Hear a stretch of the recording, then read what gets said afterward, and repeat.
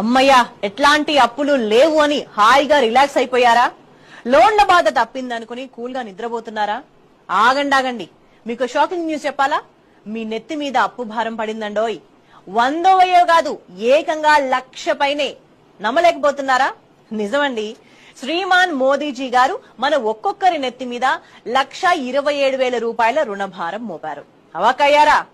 మేమెప్పుడు అప్పు చేశామండి బాబు అని ఆగమైతున్నారా? అదంతా కేంద్ర ప్రభుత్వం వారు చేసిన అప్పండి.